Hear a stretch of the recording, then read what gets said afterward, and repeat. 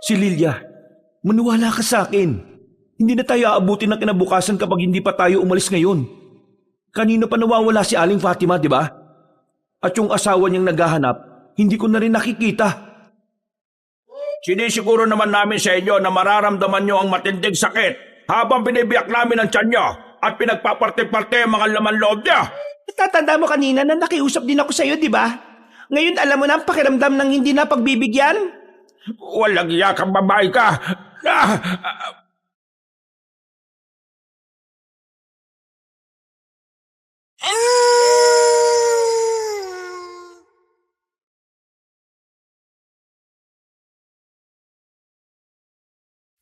Pinagpalang araw sa inyo, Kabanong, at sa lahat ng mga kabangers at mga kayanggaw. Itago niyo na lang po ko sa pangalang Cecilia. It's not my real name. Kahit yung mga pangalan na nabanggit sa kwento ay hindi totoo. 20 years old na po ako at sumulat ako dahil katulad ng iba ay gusto ko ring marinig nila ang kwento ko. Isa po kong nepo baby, pero hindi kontraktor ang tatay ko. Nung nabubuhay pa ang mami ko, sinwerte lang sila at nagkaroon ng sunod-sunod na negosyo hanggang sa maging bilyonaryo na sila. At alam kong sa tamang paraan ng galing ang pinaghirapan ng mga magulang ko. Proud ako roon, maliban na lang sa pagiging babaero ng tatay ko. Nang mamatay ang mami Sensya ko, 10 years ago, nag-asawa ulit si Daddy Jake. Yun ang nanay ng nag-iisa kong kapatid na si Fawn. Mabait si Auntie Hanea. Magkasundo kami dahil nakikita ko ang ugali ng mami ko sa kanya. Pero 2 years ago lang ay namatay naman siya dahil sa cancer. Simula noon ay mas lumala ang pagiging babaero ni Dad hanggang sa ito nga. Nagulat kami ng kapatid ko sa aming nabalitaan. Muli, ako si Cecilia. Kabanong, mga kabangers at mga kayanggaw. Ito ang aking kwento.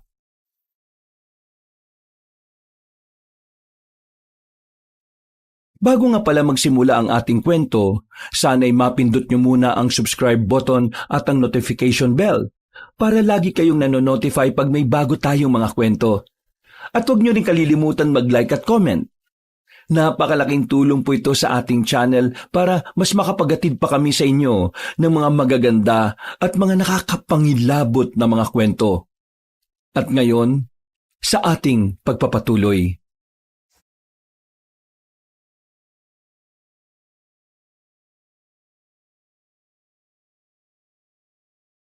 Tahimik ang buong mansyon, maliban sa lagaslas ng fountain sa tapat ng common area. Pero sa loob ng mansyon ay ramdam ko ang bigat ng tensyon sa pagitan namin ng Daddy Jake ko.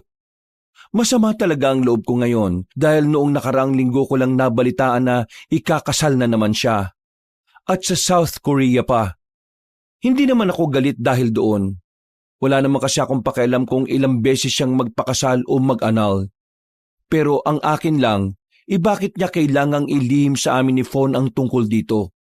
Kaya every time na magkikita kami at binobrought up ko ang tungkol sa pesteng kasal niya hanggang sa pareho na rin kaming sumabog nung araw na yon. Nagulat ako dahil sa harap ng mga kasambahay namin ay sinigawan niya ako. Ito ang unang pagkakataon na ginawa ito ni Daddy sa akin kaya ang sama-sama talaga ng loob ko. Why did you do that? The hell, Dad? Tinatanong mo kung why did I do that? So ngayon concerned ka ng bigla, ha? Kitang-kita ko ang pagpipigil niya habang nakatayo sa paanan ng grand staircase. Suot niya ang paborito niyang gray suit. Pero ang mga mata niya ay parang may laser na lalabas na anumang oras ay tatama sa akin. Sa likuran niya, sa hindi kalayuan, ay nakita ko naman ang nag-iisa kong kapatid na si Fawn. Nakadungaw lang yun at halata ang lungkot sa mga mata. Hindi ko pinansin ang nakababata kong kapatid dahil galit din talaga ako noong mga oras na yon, Kabanong. So what, Dad? So what kung ginawa ko yon? So what? Are you out of your freaking mind, ha, Cecilia? Hindi mo naintindihan kung gaano kahalaga ang business deal na ito? Isa lang ang hinihingi ko sa'yo. Respeto! Ha? Respeto? Talagang coming from you, Dad? Hindi mo ba nakakagat yung dila mo sa mga sinasabi mo? I'll ask you this. Kami ba ni Fawn? Nirespeto mo, Dad? Anak mo kami. Bakit di mo sinabi sa aming ikakasal ka na? Paulit-ulit na lang tayo sa part na yan eh. Hindi mo kailangang idamay ang negosyo natin pagdating dyan sa pagtampo-tampo mo. Napag-usapan na nga natin yan, hindi ba? Hindi mo lang iniintindi because you're so being dramatic brat. So may feeling we're just being a dramatic brat? I didn't mean it, anak. Paano ko'y gagalang ang taong minamalit lang ang nararamdaman ko? Hindi kami robot ni Fawn, Dad. Mga anak mo kami. I said I didn't mean it. Stop saying that, Dad. Stop saying you don't want to hurt your kids' feelings when that's exactly what you're doing right now. Kung di mo kayang irespeto ang nararamdaman ko bilang anak mo, mas mabuti pang umalis na ako rito. You can't walk away from me, Cecilia. I warn you. Yes, I can. Tandaan mo na ang lahat ng meron ka ay galing sa akin. Yung magarang kotse mo, mga branded mong damit, pati yung tuition fee mo sa abroad. Kung wala ako, wala ka! O di lumabas din mula sa iyo ang totoo. Hindi anak ang trato mo sa amin. Para mo lang din kaming tauhan sa kumpanya mo na kaya mong paikutin sa mga palad mo dahil sa pera. I don't need you and your freaking money. I have my own savings. Eh sa akin rin galing yung mga yun eh. Hindi ko na pinansin si Daddy Jake. Umakyat na ako sa kwarto ko at nag-impake lang ng ilang gamit. Pagbalik ko sa baba, ay nandun pa rin ang tatay ko. Lalapit sana siya para pigilan ako pero nag-warning ako na isusuko siya kapag hinawakan ako. Walang nagawa si Daddy kundi ang pagmasdan ako palabas ng mansyon. Galit niya akong sinundan ng tingin habang sumisigaw-sigaw. Bumalik ka rito, Cecilia! Bumalik ka rito! You're such a brat! Naiiyak akong sumakay sa itim kong SUV. Sinalampak ko lang sa passenger seat ang malit kong maleta at saka ako pinaandar ang sasakyan. Binungangaan ko pa ang gwardya at nadami pa sa galit ko dahil tila ayaw niya akong pagbuksan ng gate. Pero sa huli ay nakaalis nga rin ako sa amin. Habang umaandar ang kotse ay napatingin ako sa rearview mirror. Nasipat ko ang kwarto ni Fawn kaya mas lalo kong napaiyak. Hindi mo lang kasi ako nakapagpaalam sa kanya. I'm so sorry, Fawn. I'm gonna miss you. Mabilis na lumipas ang oras. Huminto ako sa isang bangko at nag-withdraw ng cash mula sa savings ko. Naisip ko na kasi kaagad na baka ipa-freeze o ipa-hold ni Daddy ang bank account at credit card ko para mapabalik ako sa amin. Pero nakapag-decide na talaga ako na kailangan ko na ring magsarili ng buhay. Kung sakali man na magkaayos kami ulit ng daddy ko, dadalaw-dalaw na lang din ako sa mansyon para makita si Fons. Nang matapos ko na ang pag-withdraw, kumain muna ako sa isang restaurant para magbawas ng stress at frustrations. Bumili na rin ako ng mga snack at nag-isip kung saan ako maaaring pumunta. I need to go a liblib na lugar para hindi ako makita ni Daddy. Magpapakalayo-layong pagong na talaga ako. Nagtuloy-tuloy na ako sa pagbabiyahe. At habang binabagtas ang expressway ay bigla namang bumuhos ang ulan. Mahina sa una pero unti-unti itong lumalakas. Ang mga patak ay parabang kumakatok sa windshield ng kotse at nagpapaalala sa akin na bumalik na sa amin. No, I'm not going back. Hinding-hindi na talaga. Naiyak na naman ako. Kaya para mapawi ang lungkot na nararamdaman ay binuksan ko ang radyo pero paulit-ulit ang balita kahit na sa FM ay may nagpapaalala rin ng masamang panahon. Ay, what the heck? May bagyong papalapit pala sa Timog Luzon at pinapayuhan ng lahat na umiwas sa mga bahain at mga prone to landslide na lugar. Nakisabay pa tong bagyo sa pagsisenti ko. Ay nako, pahala na nga. Hindi ko pinansin ang warning dahil ayaw ko ring magpadala sa takot. Gusto ko lang talaga ng katahimikan. At ang lugar kung saan hindi ako ituturing na parang take for granted.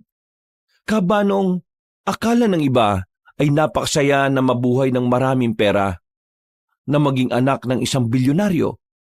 Pero dahil walang perpektong nilalang sa mundo, hindi ganun kasaya ang buhay ng mga katulad ko. Nabibili nga namin ang gusto namin mga bagay pero yung peace of mind at saka contentment ay hindi. Kaya totoo rin ang kasabihan na money can't buy us happiness. The real happiness is love, peace, and commitment in life. Lumipas ang 2 oras at napansin kong medyo lumalabo na ang tanawin. Nagsimula na ring umusok ang tambucho ng kotse. Kaya nagdesisyon ako mag-stop over sa isang gasoline station sa may pabundok na daan. Malayo-layo na talaga to sa syudad. Madilim na rin ang paligid, pero nilakasan ko na lang ang loob ko kahit na ganon. Napakatahimik kasi at iilan na lang ang tao.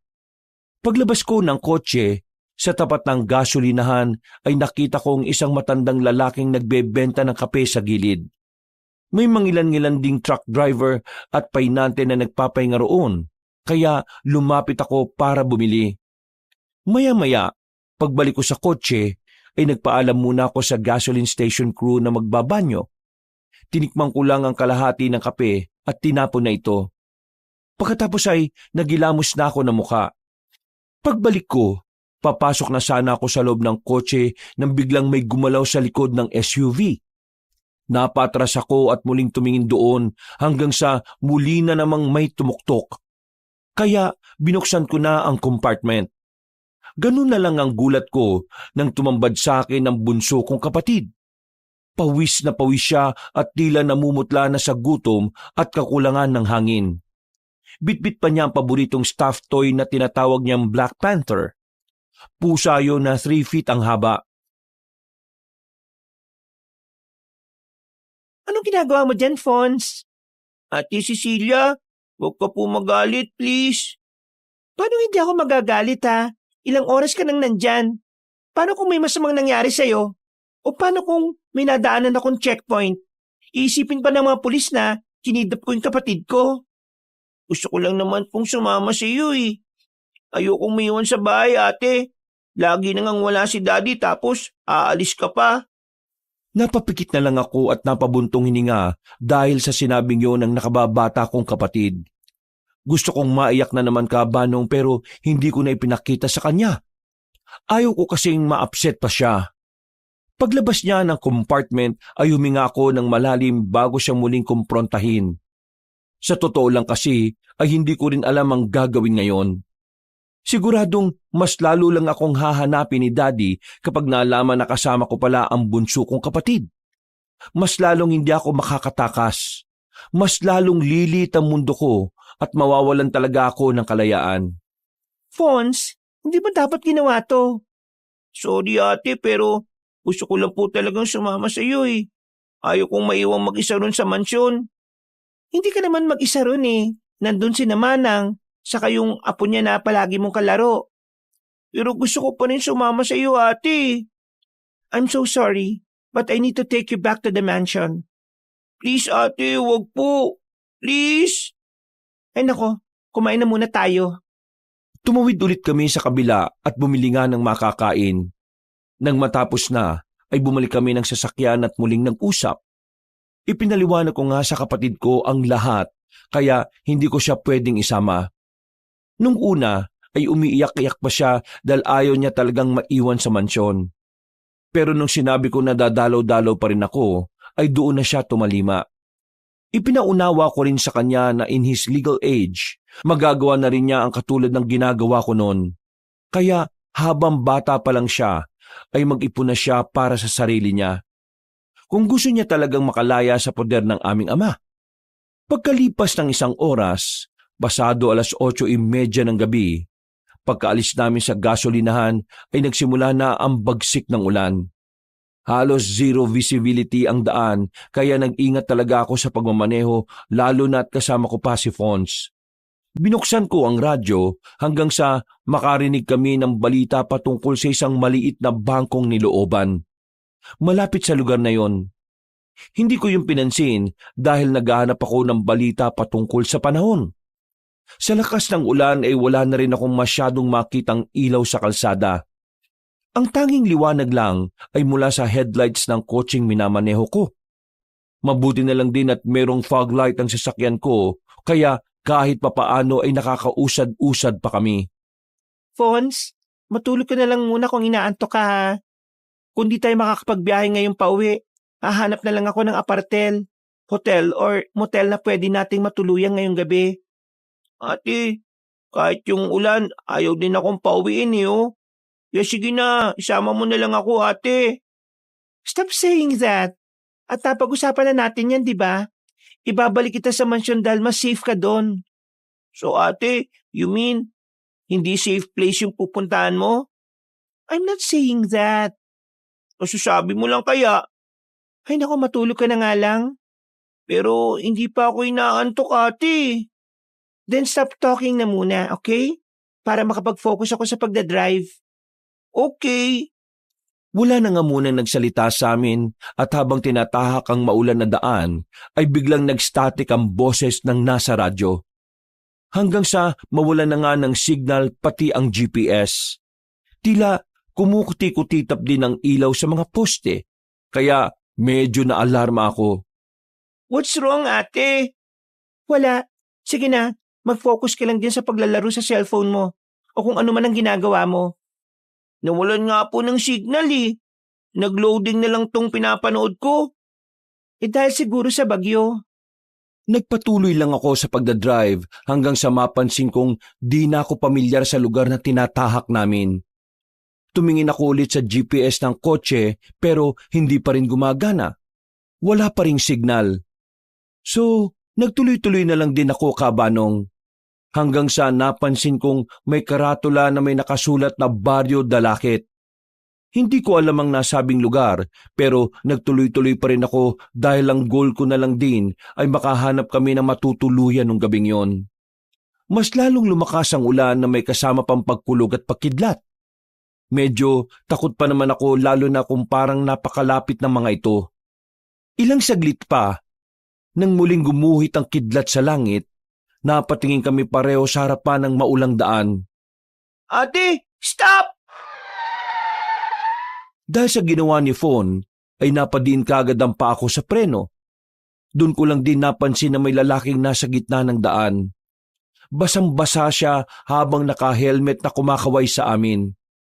Naka-leather jacket siya pero dahil sa ulan ay bakat ang pangangatawan niyang solid.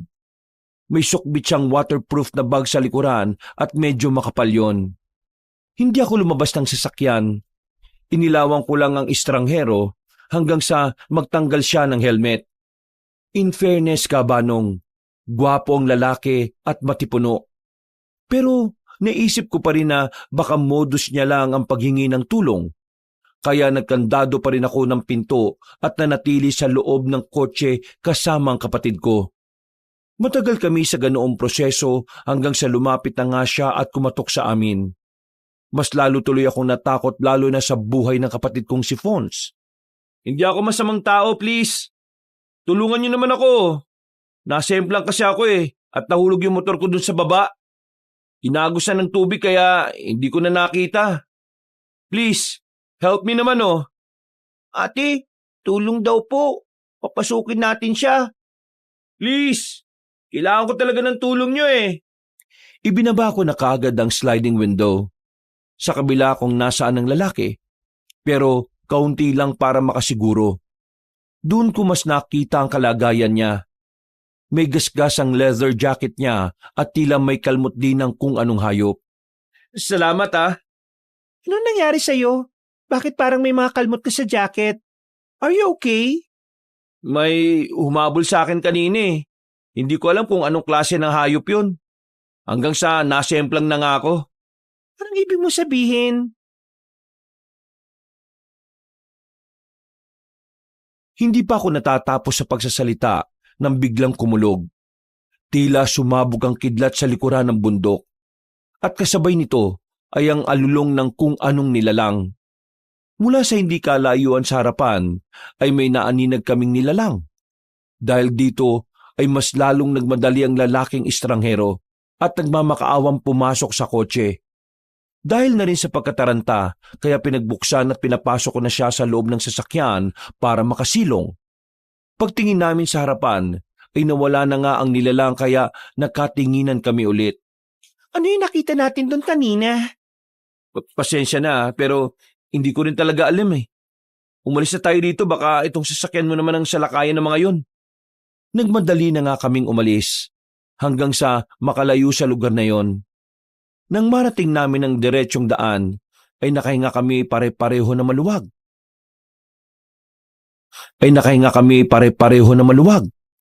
Saglit akong napatingin sa lalaki na nagtanggal ng jacket niya at bag. Nakita kong ilang sugat sa kanyang braso pati na rin sa bandang noo. Are you really okay, mister? Ang formal naman ng mister. My name is Steph pala. Salamat pala sa pagpapangkas mo sa akin ha. Kung hindi niyo ako hinintuan, baka kung napano na ako ron.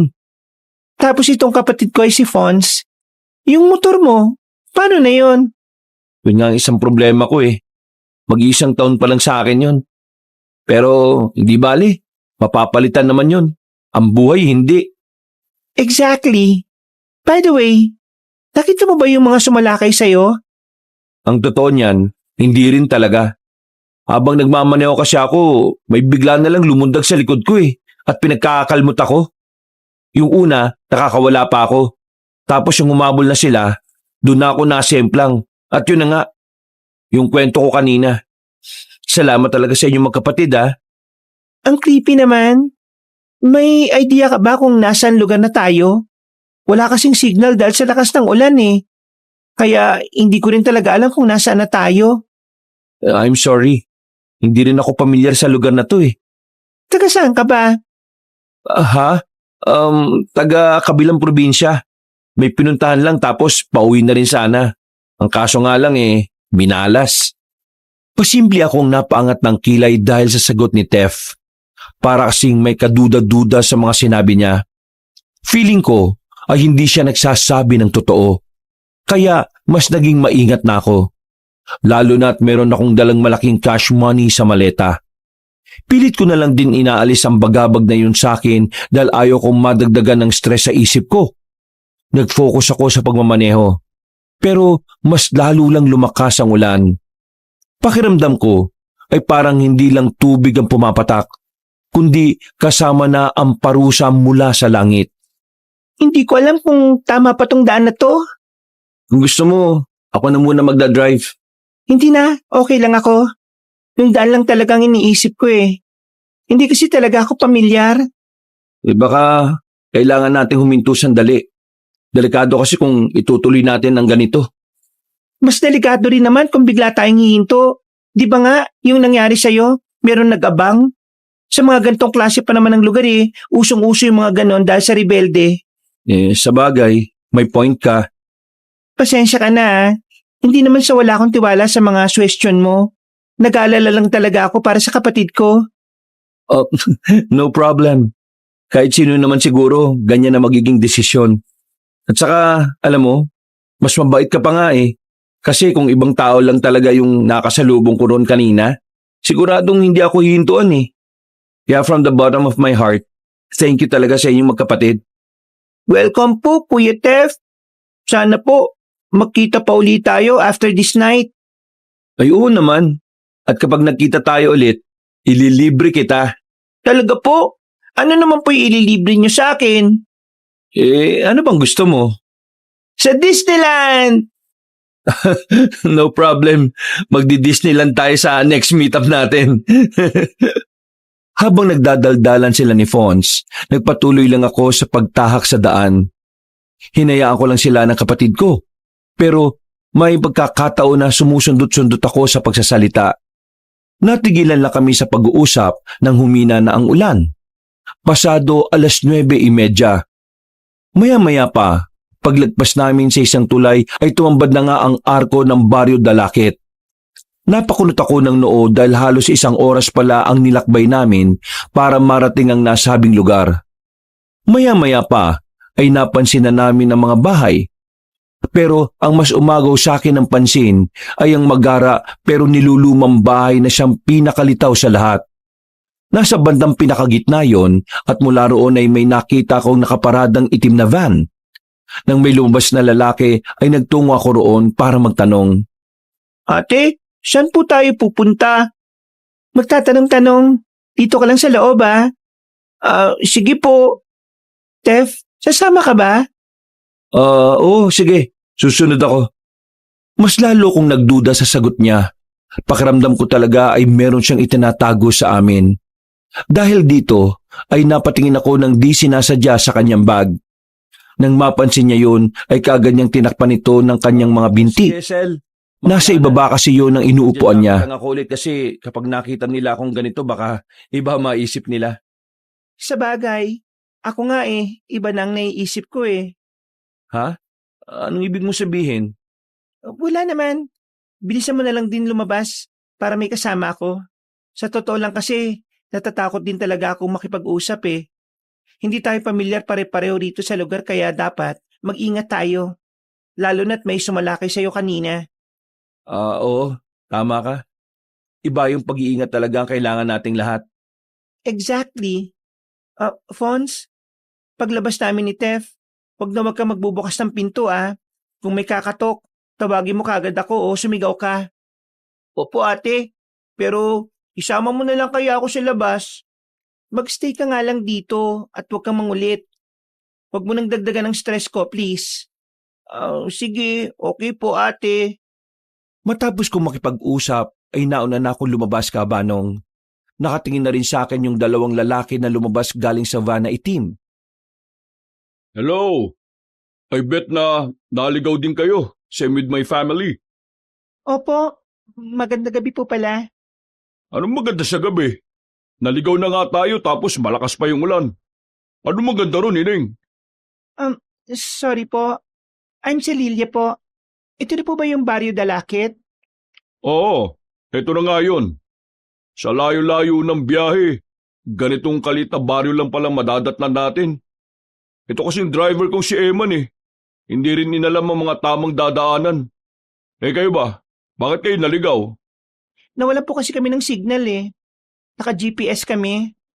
Nak ng titing oh. Hindi rin talaga maganda na asang-asa tayo sa digital map eh. Katulad nito, kapag nawala ang signal, pare-pareho tayong parang tupang ligaw nito eh. Hindi na ako umimik at ngumiti na lang. Napatingin din ako sa tinutukoy na matabang Ginoo na driver niya.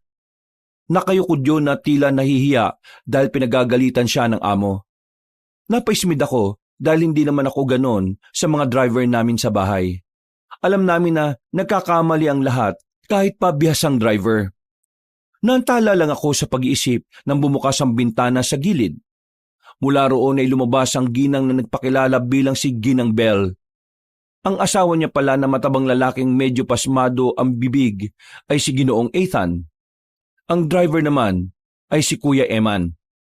Ang isa pang babaeng nasa loob ng van ay si Aling Fatima na asawa ng driver. At ang kambal ay sina Calix at Dion. Matanda lang sila ng 5 taon kay Fons. Mawalang galang na po, Mr. Ethan.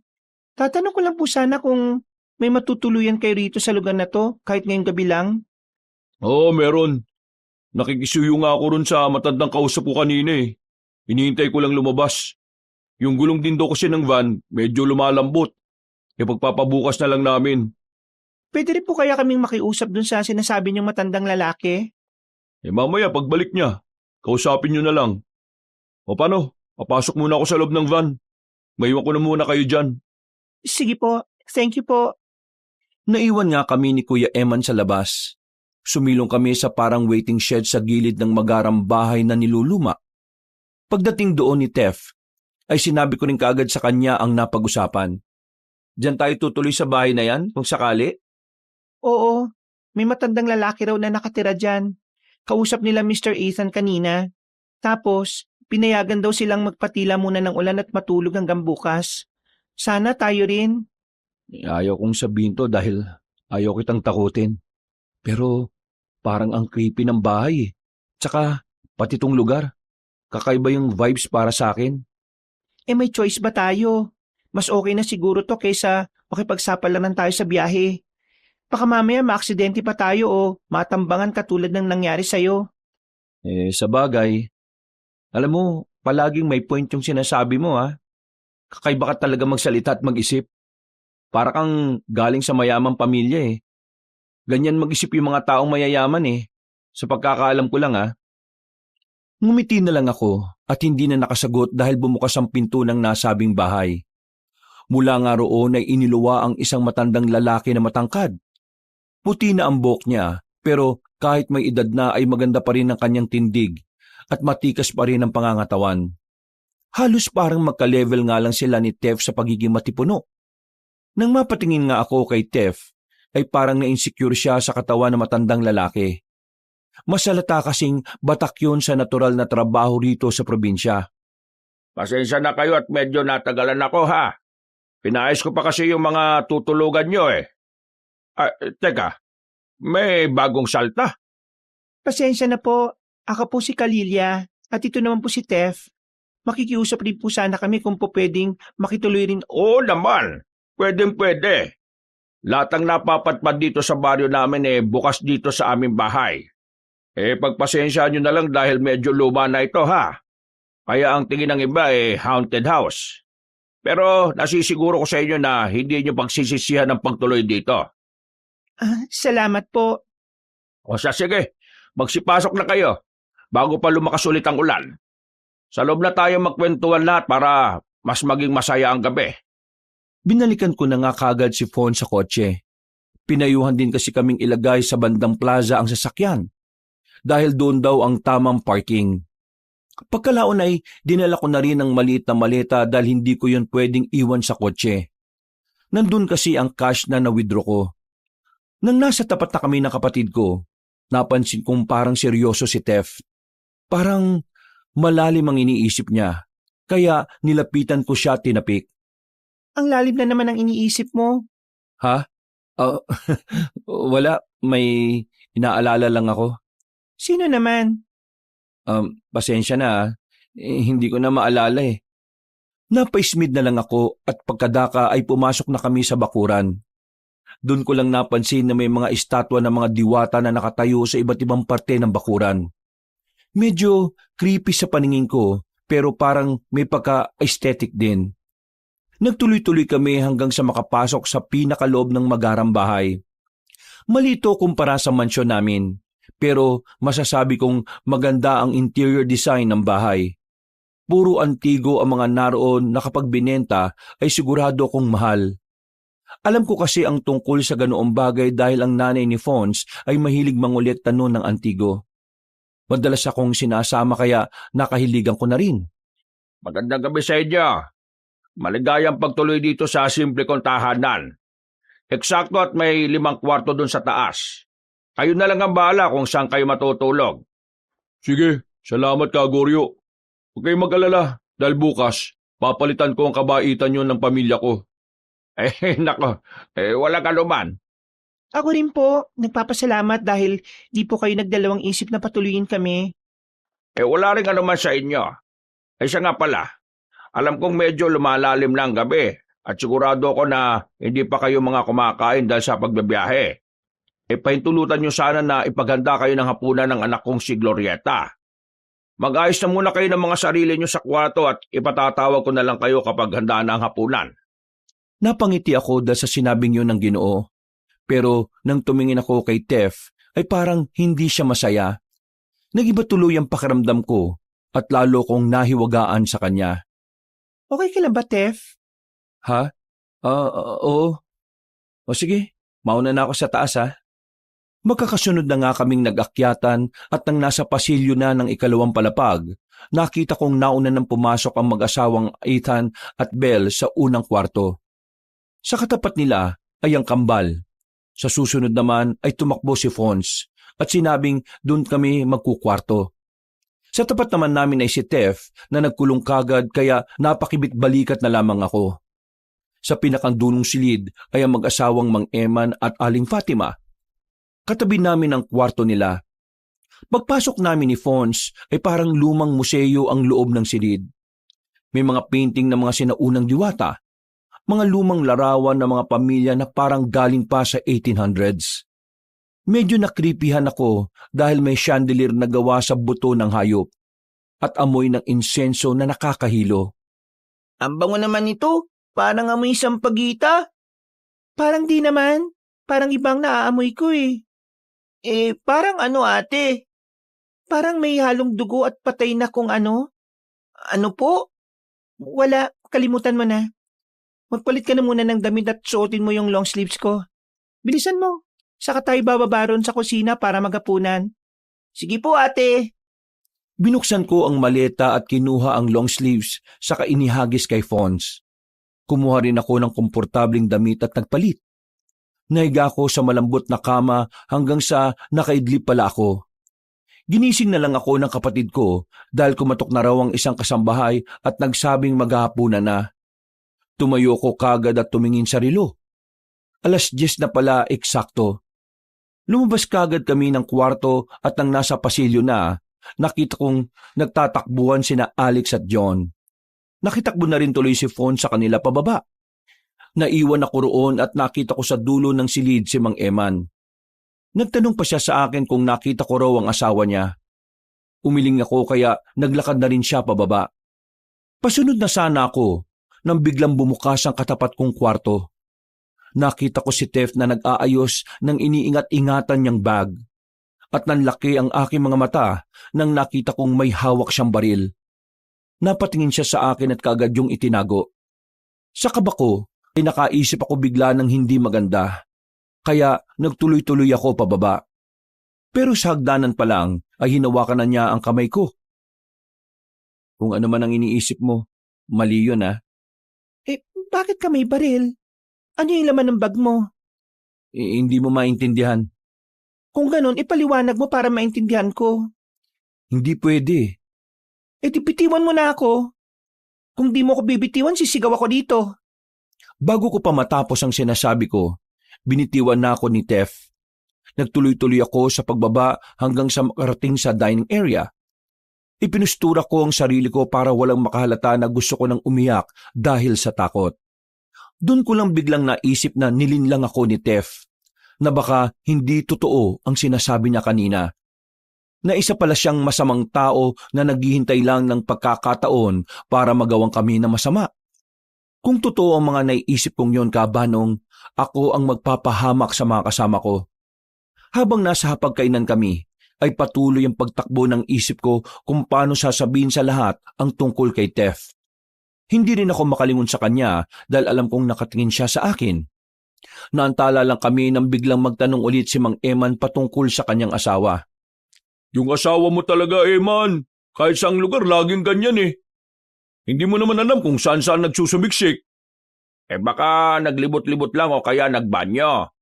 Sige na, kumain ka na muna bago mo siya hanapin. Kumain na rin tayong lahat. Nagapunan na nga kami.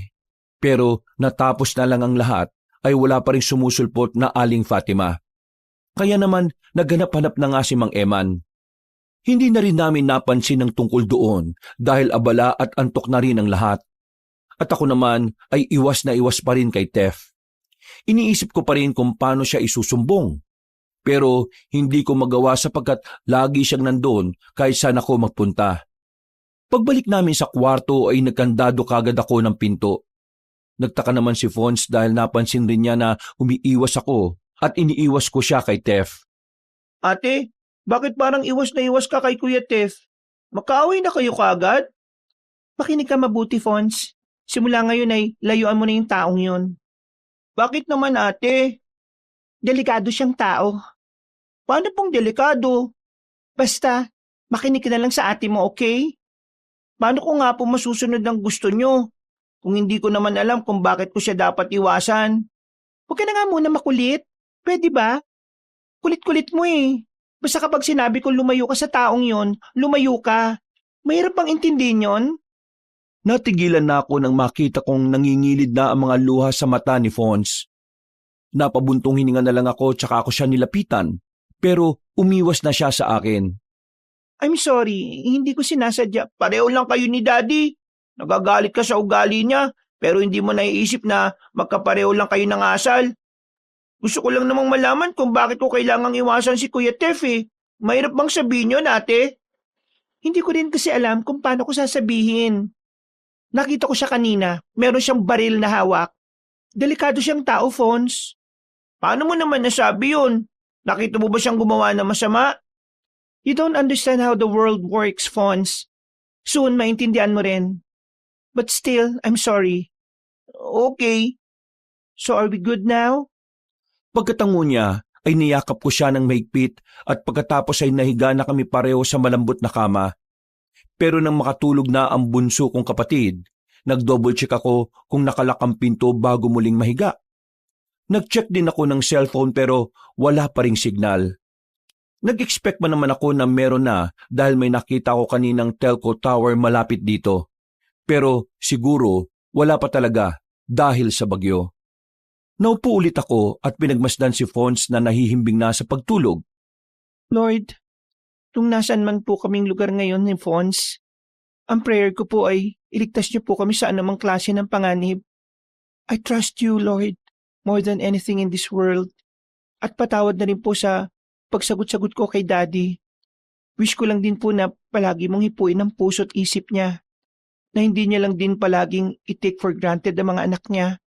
At nawa po ay maiuwi ko ng ligtas ang kapatid ko. Thank you so much. In Jesus' name I pray. Amen. Nakahinga ako ng maluwag pagkatapos ng pagdarasal na yon. Humiga ako at niyakap ng maigpit si Fons hanggang sa makatulog ako ng mahimbing.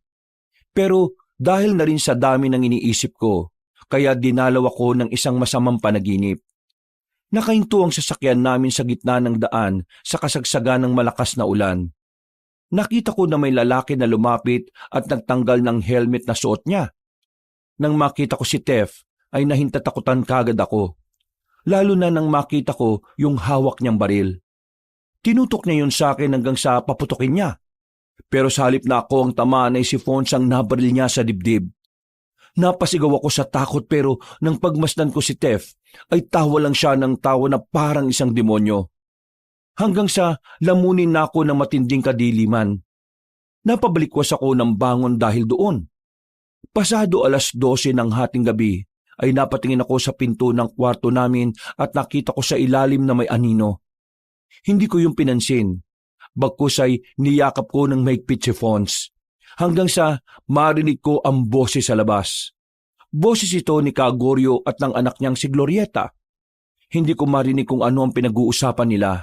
Pero hindi ko rin alam dahil bigla akong kinutuban. Ano kayang nangyayari? Tumuyo ko ng dahan-dahan at lumapit sa pinto. Pasimple kong idinikit ang aking tenga para marinig ang pag-uusap nila sa labas. Pero wala na ang mga boses. Napatingin ulit ako sa ilalim at ang mawala ang mga anino nila, napabuntong hininga na lang ako. Hanggang sa biglang may kumalusko sa bintana. Paglingon ko roon ay may nakita kong aninong tila dumaan. Nahapiyawan ko at sigurado kung hindi yung tao dahil namumula ang mga mata. What is that thing? Teka, paano may dadaan na hayop dyan sa bintana? Nasa second floor kami. At wala namang pakpak yung nakita ko. Sa hindi malamang kadahilanan ay biglang bumilis ang tibok ng puso ko. Pero para makasigurado ay sumilip ako sa bintana sa labas. Pero napakataas nga ng ibaba para mag-abala ang isang nilalang na sumampa doon. Nang ilabot na ako noon at hahawiin na sana ang kurtina paloob, nang napatingin ako sa hardin sa ibaba. May 3 tao ako roon na nakita. Hindi ko sila nakita kanina sa loob ng bahay ni Kagorio kaya inasyum kong mga kapitbahay sila o iba pang manggagawa. Pero napakunot ako ng noo dahil nang mapaharap sila sa banda sa akin ay parang nag-iba ang kanilang mga itsura. Ang balat nila ay parang namutla at namula ang mga mata. Hindi ako sigurado pero napansin kong parang nag-uslian ang mga ngipin nila. Dahil dito, Kabanong, ay dali-dali kong hinawi paloob ang kurtina hanggang narinig kong biglang bumukas ang pinto ng kwarto. Nagulat ako nang makita kong pumasok si Tef. Ano ginagawa mo dito? Paano ka nakapasok? Paano mo nabuksan yung pinto? Nila ko yan Saka ko ni papaliwanag. Kailangan na nating umalis dito. Are you being serious right now? Kailangan na nating umalis? Bakit? Narinig ko si Kagorio at si Glorieta na nag-uusap kanina. May masama silang pinaplano. Delikado ang buhay natin dito. Bakit ako maniniwala sa'yo, ha? Baka nililinlang mo lang na naman kami. Maniwala ka naman sa akin. Tara na. Gisingin mo na kapatid mo. Don't come any closer. Sisigaw ako kapag lumapit ka. Believe me, sasabihin ko talaga sa kanila kung anong klaseng tao ka. I will tell them the truth. Kaya huwag kang magkakamali. Maniwala ka sa akin, Cecilia. Kung ano man ang nakita mo kanina, mali yung iniisip mo. May baril ako dahil Dahil ano? Bakit hindi ka ngayon makapagsalita? Maghahabi ka na naman ng mga kwento, ha? bis naman si Lilia. May problema ba kayong dalawa dyan, mga iho at iha? Gulat kaming napatingin ni Tef sa kinaroroonan ni Kagoryo. Hindi kasi namin napansin ang pagsulpot niya. Niwala kaming narinig na yabag niya na papalapit sa amin. Samantalang dahil sa may kalumaan na ang bahay, kaya sa tuwing may maglalakad sa ikalawang palapag, kahit mahina ay naririnig. Lumalagotok kasi ang sahig na may karupukan na. Bakit nanahimik kayo? Tinatanong ko kayo mga iho at iha. May pinagtatalunan ba kayo? Ano po kasi, wala po. Ganun ba?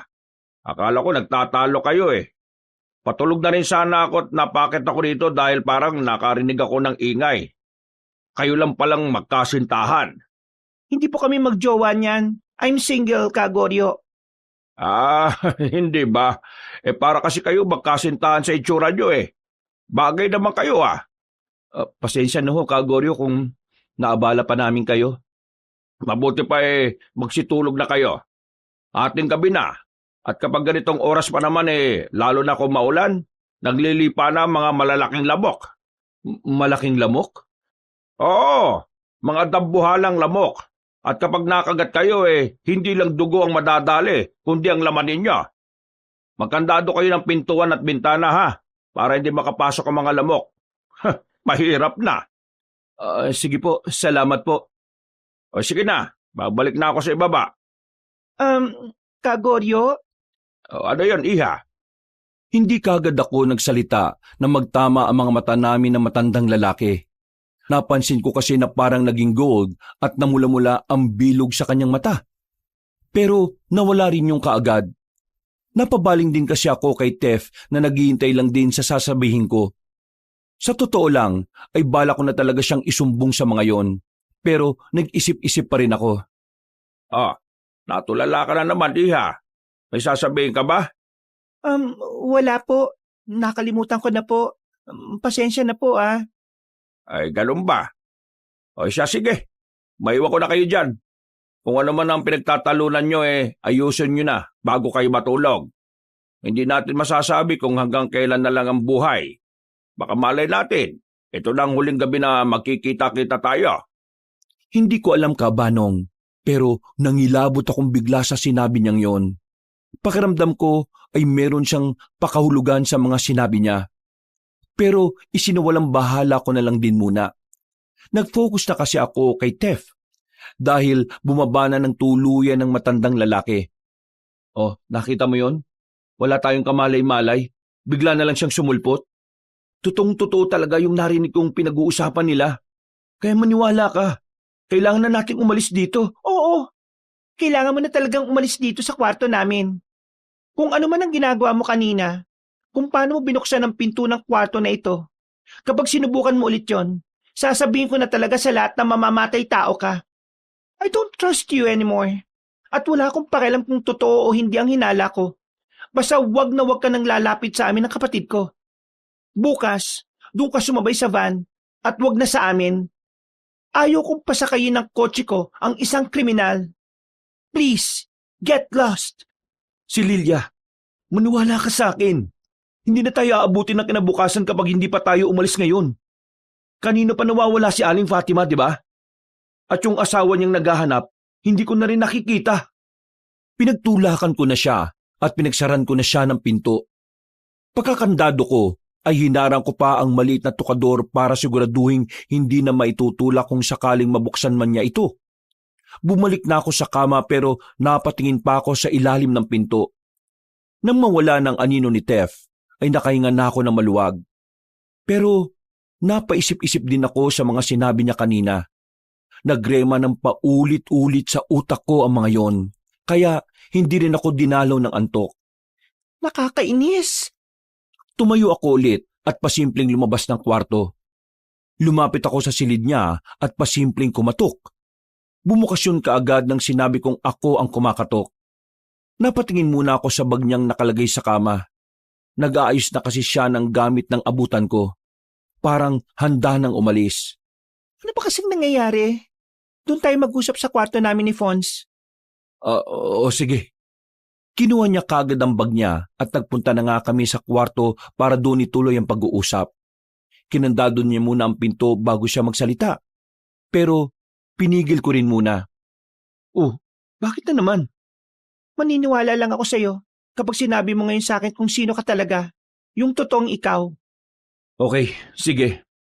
Ang totoo niyan, yung nangyari na nakita niyo ako sa daan, totoo talaga yun. May sumugod sa akin habang nagmamaneho ko ng motor.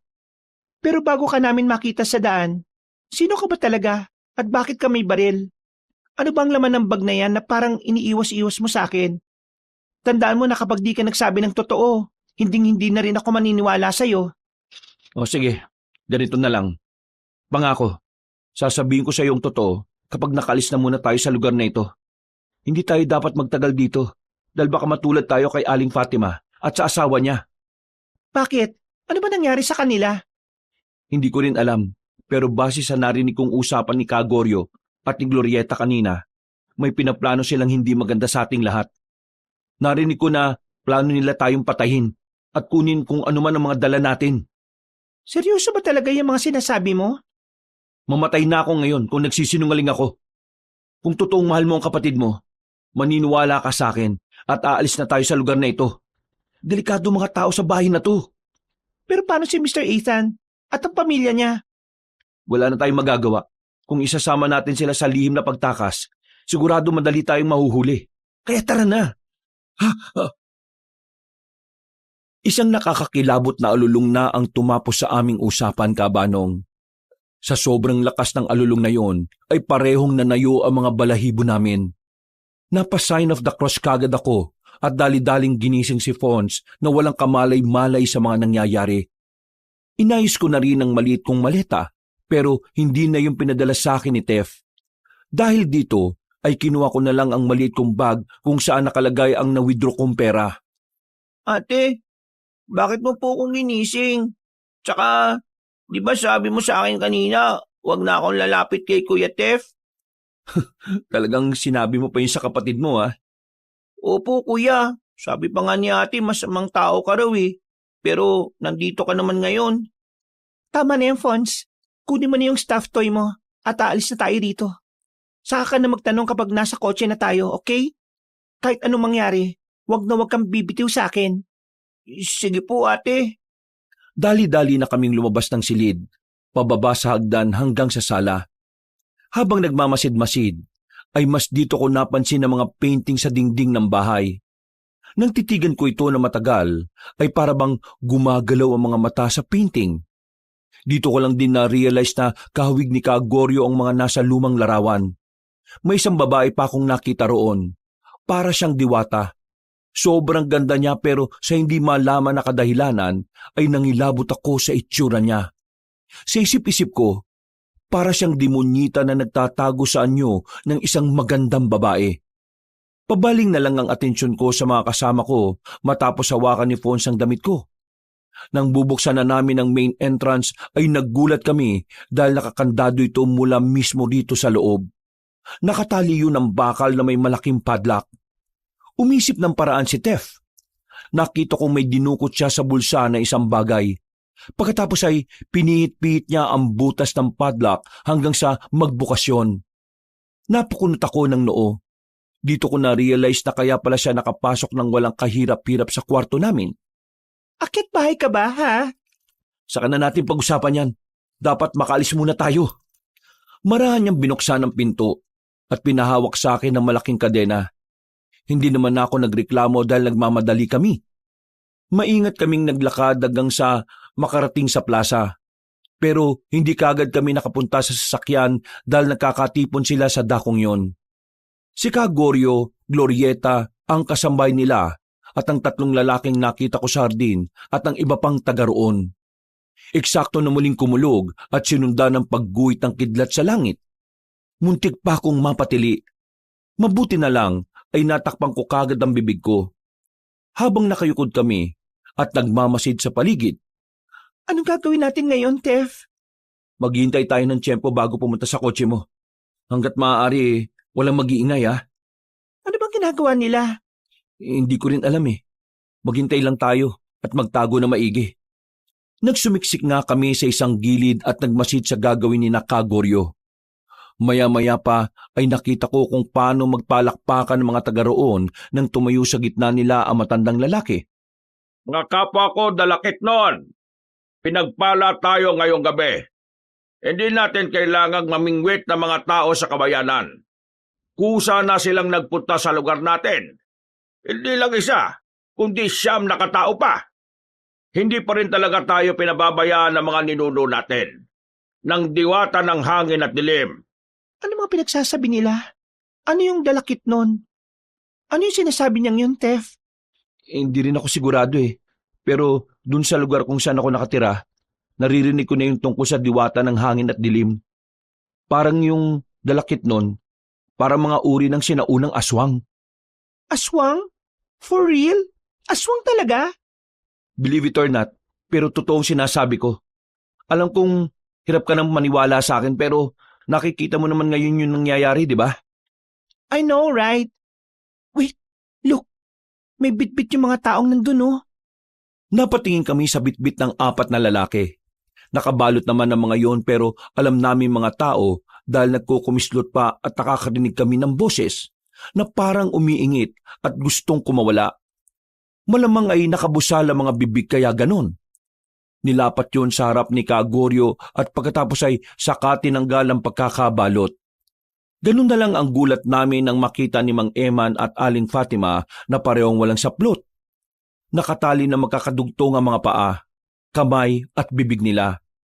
Kitang-kita sa mukha nila ang takot habang umiiyak at pilit na nagpupumiglas. Habang abala pa sa pagtulog ang mga bisita sa bahay ko, uunahin na natin ang 2 to. Ang mag-asawang kasambahay na talaga namang nagmamahala ng tunay. Ano, handa na ba kayong lahat, mga kapwa ko, dalakit nun?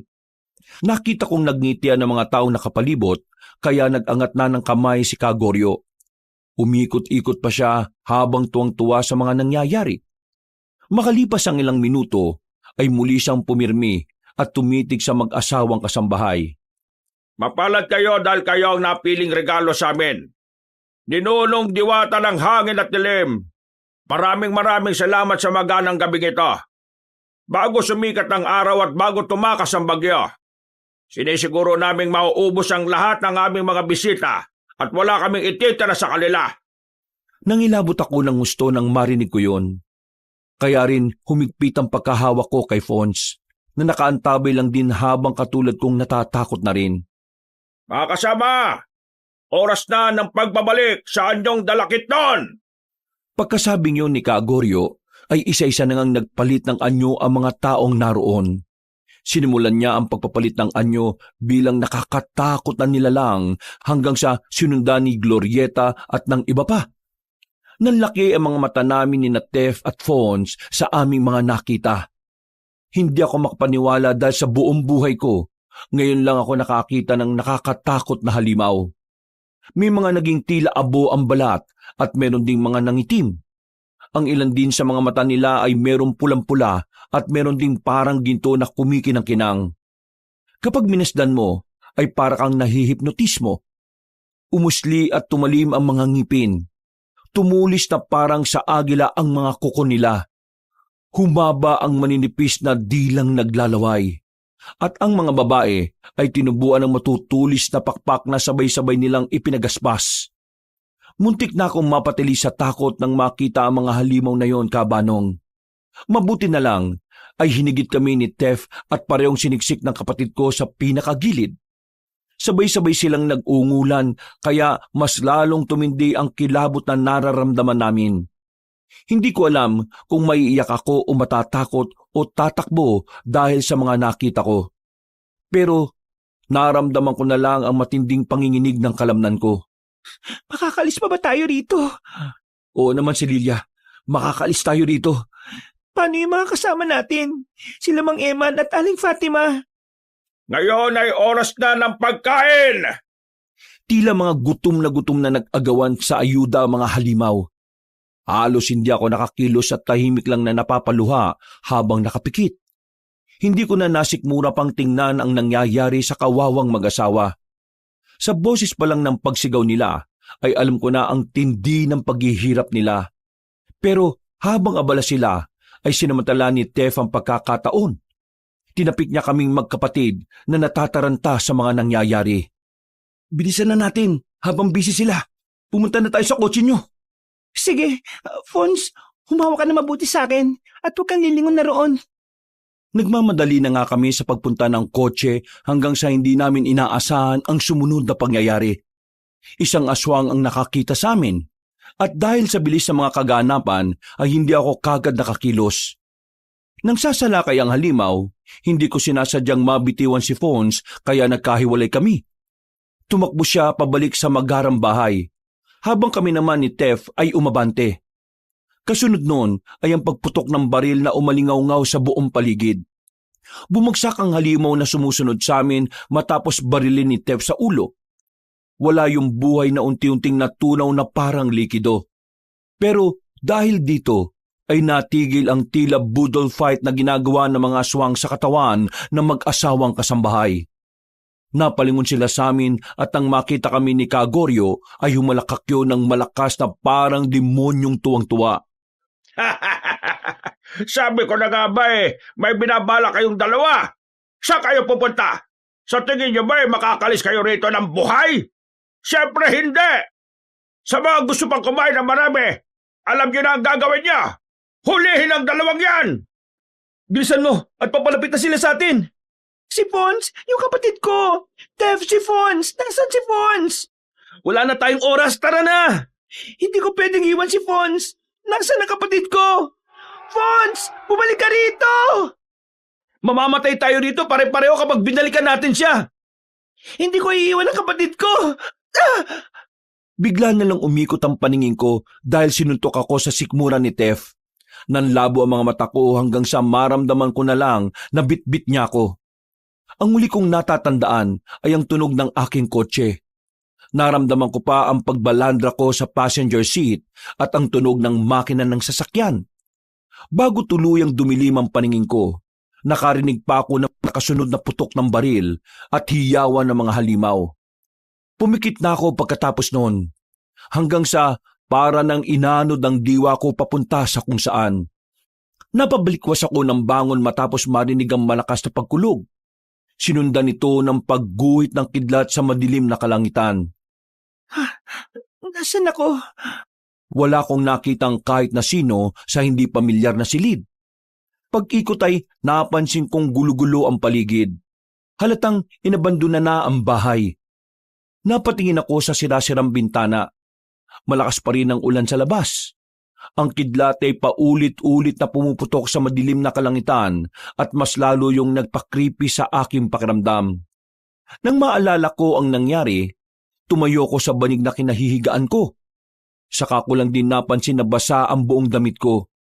Pagkalaon ay biglang pumasok si Tef na ikinagulat ko. Napatras ako hanggang sa mapasandal sa isang sulok. Ako lang to, si Lilia. Ang kapatid ko! Iniwan natin ang kapatid ko! Pasensya na pero wala na tayong oras para hanapin siya ron eh. Kung hindi tayo umalis kagad, baka matulad tayo kay Mang Eman at Aling Fatima. Nakita mo naman kung paano sila pinagpiesta ng mga aswang, di ba? Kailangan natin balikan ang kapatid ko, Tef. Naintindihan mo ba na mamamatay tayo kapag bumalik tayo ron? Siya na lang ang meron ako. Kaya pakiusap. Napahagulgul na talaga ako, Kabanong, dahil sa pinaghalong takot at pag-aalala para sa bunso kong kapatid. Napabalik tanaw tuloy ako. Kundi lang siguro ako naglaya sa bahay, hindi sana hahantong sa ganito ang lahat. Hindi madadamay ang kapatid ko. Pero siyempre, dahil na rin sa sama ng loob ko, ay kailangan kong makahanap ng ibang sisisihin. At ibinuntun ko yun kay Tef. Kasalanan mo to eh. Ha? Kung di mo ako hinatak at sinuntok sa tiyan, mahabol ko pa sana ang kapatid ko. Pasensya na kung ginawa ko yun. Pero alam mo naman ang sitwasyon natin. Babalikan ko si Fons. I'm coming back to him. And there's nothing you can do about it. You can't stop me. Si Lilia, magunos dili ka. Napakarami nila ron.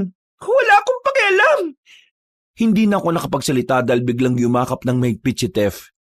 Lalo kong napahagulgol at nung una ay pilit ko pa siyang pinagtutulakan. Pero sa huli ay nanatili na lang din ako sa bisig niya.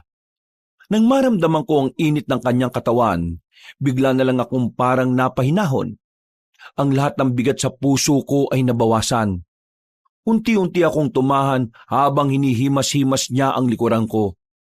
Balikan natin si Pons. Hindi ko makakayanan kung may mangyayari sa kanya masama. O sige.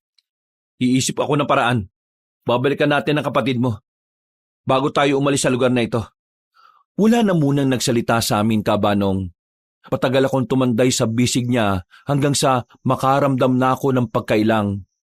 Dali-dali kong inalis ang mukha ko sa dibdib niya at saka lumayo at nagpunas-punas ng mukha.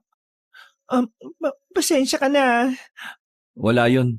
At least napagaan ko ang pakiramdam mo. Nasaan na ba tayo? Nasaan na yung sasakyan ko? Pasensya na. Iniwan ko yung sasakyan mo dun sa banda sa tulay na malapit sa mga kabahayan. Ginawa ko yun para hindi tayo masundan. Tumakbo lang ako sa kakahuyan tapos nakita ko tong sira-sirang bahay. Ganun ba?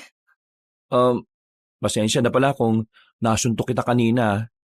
Hindi ko naman intensyon na saktan ka eh. Ginawa ko lang yun dahil... I understand. Pero kailangan natin balikan ng kapatid ko. Please, Steph. I know it sounds crazy pero nararamdaman kong hindi pa siya patay. Fawn is somewhere out there. Oo, sige. Babalikan natin siya. Naudlot na ang pag-uusap namin na makarinig kami ng mga kaluskos sa labas. Tila mga yabagyo ng kung anong nilalang. Hindi lang namin matukoy kung tao o hayop. Yumukod kami at nagtago.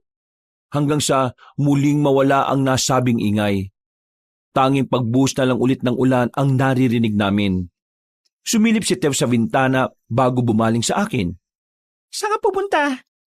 Sisilipin ko lang kung may mga aswang sa labas. Tapos, babalik na tayo ron para hanapin yung kapatid mo. Pagtango ko, ay lumabas kaagad ng silid si Tef. Matagal-tagal din siya kaya habang naghihintay ay napatingin ako sa bag niyang nasa sulok. Dala ng curiosity, lumapit ako dito at binuksan ang bag. Nanlaki ang mga mata ko sa nakita ko. Isang bungkus ng pera kasi ang laman nun, pero ang iba ay may mga dugo-dugo pa. Iniwan niya rin doon ang baril at ilang magasin nito. Eksakto na pagbalik niya ay naabutan niya ako na hawak-hawak ang bag. Saan galing ang pera na ito? Ha? Sa akin yan. Ikaw yung nabalitaan sa radyo na nanloob sa isang bangko, no? Hindi mo naiintindihan. Huwag ka munang lumapit sa akin, please. Si Lilia, hindi akong kalaban dito, kundi yung mga aswang na nasa labas. Hindi kita sasaktan. Ililigtas pa nga natin yung kapatid mo, di ba? Please, huwag ka na munang lalapit sa akin. Don't come any closer. Tama nga ang hinala ko. You're a criminal. Hindi mo naiintindihan si Lilia kung bakit ko yung ginawa. No! I understand everything now, Thep.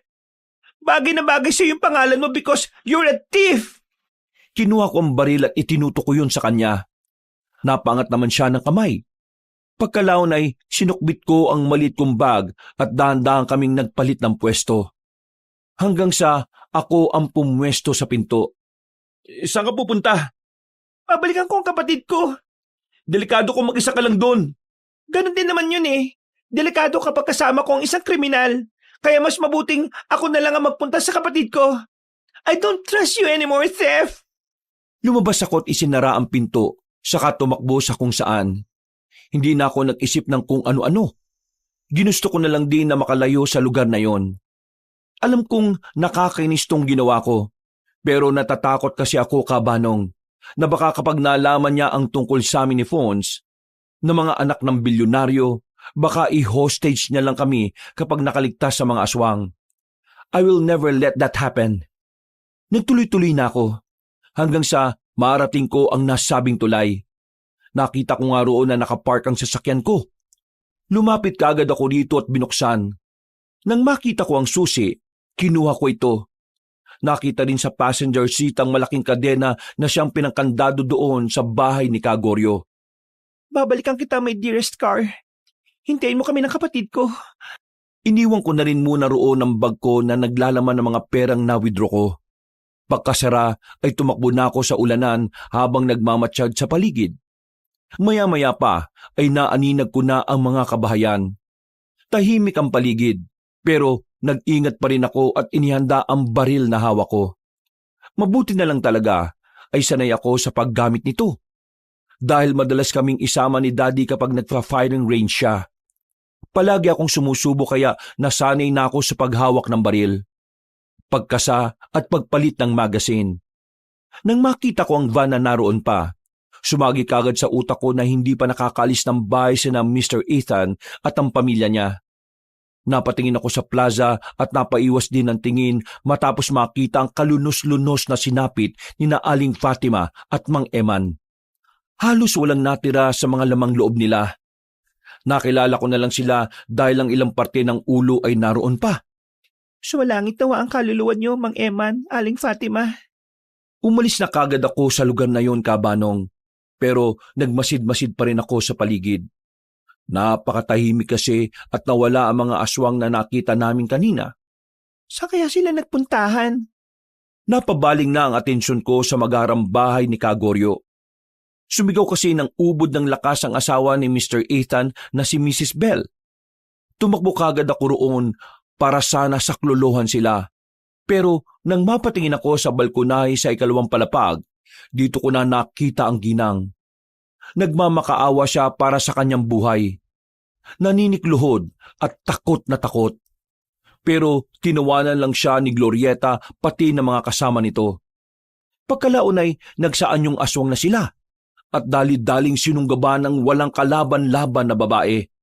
Dinig na dinig ko ang pagmamakaawa hanggang sa unti-unti nang nawala ang ingay. Dahil dito ay kinabahan na naman ako para sa buhay ng aking kapatid. Pumasok kagad ako sa loob sa pag-asang mahanap ang kapatid ko. Pero iba ang sumalubong sa akin pagdating sa kusina. Isang babaeng aswang na may matutulis na pakpak. Siya yung kasambahay nila Kagoryo. Ngumiti kagad yun sa akin pero hindi na ako nagdalawang isip pa. Pagkampay niya ng mga pakpak ay umangat ang kanyang paa mula sa sahig. Habang pasugod siya sa akin, itinutok ang baril at kinalabit agad ang gatilyo. Direkta yung tumama sa noo niya at bumagsak siya mismo sa harap ko. Wala ng buhay at unti-unting natutunaw. Pero dahil din sa ginawa kong yon, ay nakaagaw ako ng atensyon ng iba pang mga aswang na naroon sa loob ng magarang bahay. Narinig ko mula sa ikalawang palapag ang mabibigat na yabag na tumatakbo pababa. Nagmadali ako sa pagtago hanggang sa magsumiksik ako sa isang gilid. Sa kanan ko ay may hindi pamilyar na pinto. Maya-maya pa ay may dumaan na roong halimaw. Ito yung kaninang nasa balkonahe at nahuhuli roon si Glorieta. Nagpigil ako ng hininga para hindi nila maamoy. Sa pagkakaakala ko kasi, malakas ang pang-amoy ng mga aswang lalo na pagdating sa hininga ng isang normal na tao. Pero nagtaka ako nang lumanghap-langhap sila sa ere. Pagkalaon ay nagdire-diretso rin papunta sa isa pang pinto sa kusina. Parang mahina ang pang-amoy nila. Kakaibang mga aswang. Napalingon ako sa bandang kanan dahil dahan-dahang bumukas ang pinto roon. Akala ko nga ay may lalabas na aswang kaya napatras ako. Pero nang makita ko ang kambal na sina Calix at Dion ay pumasok ako roon kaagad at kinandado ang pinto. Sinundan ko sila pababa hanggang sa makarating kami sa basement. At sa dulo ay nakita ko si Mr. Ethan na duguan ng braso at magkabilang hita. May hawak siyang butcher's knife na may tumatagas pang sariwang dugo. Ano ba kayo, Calix, Dion? Sinabi ko naman sa inyo na huwag kayong pupunta ron sa tasa. Kung sino-sino pa dinala nyo rito. Baka mapahamak pa tayo niya sa mga pinaggagawa nyo eh. Ang titigas talaga ng ulo nyo. Para kayong nanay nyo. Ako po ito, Mr. Wala akong pakialam. Paano kung nasundan ka ng mga halimaw na yon? Huwag po kayong mag-alala. Sigurado po akong walang nakasunod sa akin.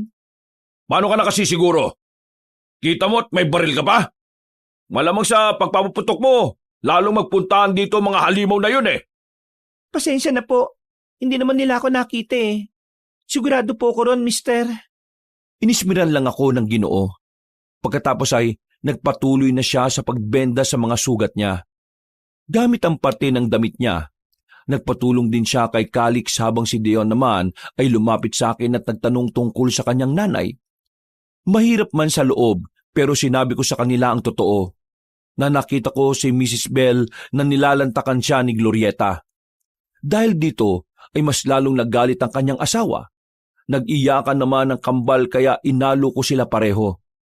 Nang mapatahan na ang dalawa, ako naman ang nagtanong. Sinabi ng kambal na nakita nila si Fons at isasama sana nito sa basement pero nagkahiwalay na naman sila. Hindi na nasabi ng kambal kung paano sila nahiwalay sa kapatid ko. Pero duda ko dahil biglang nag-iba ang ekspresyon ng mukha ni Mr. Ethan. Saan niyo uling nakita ang kapatid ko? Hindi ko na alam kung saan siya nagpunta. Inuna ko nang iligtas sa mga anak ko. Alam nga namang iwan ko rito si Calix at Dion para lang balikan ng kapatid mo. Hindi ko naman po sinabing ganon. Pero sana man lang... Anong sana man lang, ha? Kung di ka naging pabayang babae, hindi naman maiwalay sa'yo kapatid mo eh. Ako pa sisisihin mo? Hindi ko naman kayo kargo. Hindi na ako nakaribat dahil nasa pula ko sa mga sinabi niya. It really hits me hard, Kabanong. Totoo naman kasi talagang kasalanan ko kung bakit nalagay sa ganitong sitwasyon ng kapatid ko. Gusto kong maiyak pero pinigil ko na lang din ang sarili ko. Wala naman akong mapapala kung magdadamdam ako ngayon. Hindi to naayon sa kalagayan namin ngayon. Tumayo na lang ako at bumuntong hininga ng malalim. Pagkatapos ay saka ako nagmasid-masid sa paligid hanggang sa mapansin kong isang lumang pinto. Hindi yun mahalatang pinto dahil may nakaharang na maliit na tukador at malaking antigong salamin. Nagkataon lang talaga na nakita ko ang maliit na seradura.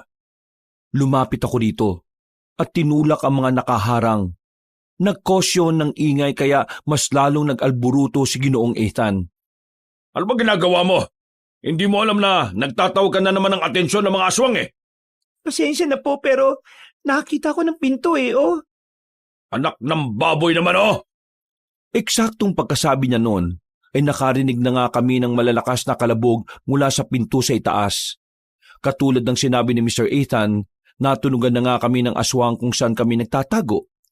Dahil dito ay mas lalo lang uminit ang ulo sa akin ng Ginoo. Pero hindi na rin ako nakapagtimpi sa asal niya. Bakit niyo ba kasi pinapasok ang babaeng yan dito? Imbis na safe tayong nagtatago. Hindi mo ko kailangan sisihin, mister.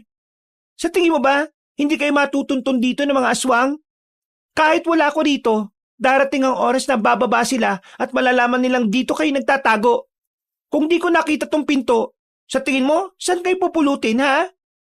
Galit na tinaga ni Mr. Ethan ang butcher's knife sa lumang aparador sa gilid niya. Tumitik siya sa akin na masama na parabang aatakihin niya ako anumang oras. Mabuti na lang, humarang si Calix at Dion dahil nakita nilang nabutas na ang pinto sa itaas. Wala na kaming inaksayang oras.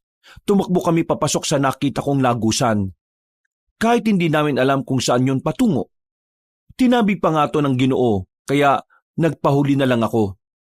Sinara ko kagad ang pinto at nagtuloy-tuloy na kami. Mabuti na lang din ay may dala akong mga cellphone. Piniram sa akin ni Calix ang kanya na siya kong ginamit ang torch. Mabuti na lang din, diretsong daan kaya hindi kami masyadong nahirapan.